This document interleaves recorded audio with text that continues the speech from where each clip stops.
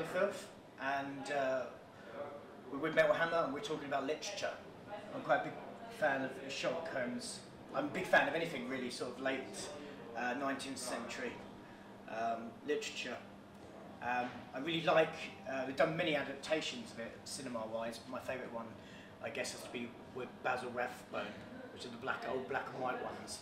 Although they did obviously a really good version of, they've done lots of good versions of Hound of the Baskervilles, especially with Christopher Lee playing.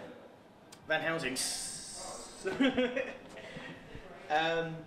I'm starting to feel a bit like Van Helsing, actually, because I'm amassing a bit of the library on all things weird and the occult.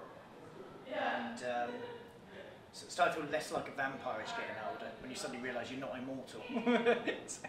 I mean, like a nice Van Helsing where I don't actually pursue the vampire, just get on with him, perhaps have a coffee with him. Nosferatu, obviously classic of F. Murnau's cinema. Although for some reason I do prefer, and everybody goes ugh when I say this as if it's something bad, but I do prefer the second version with Klaus Kinski, because I had a thing once for Isabella Janey, who plays opposite him in it. Actually, there's a great book called Al-Hazred by an author called Donald Tyson, and he's the author of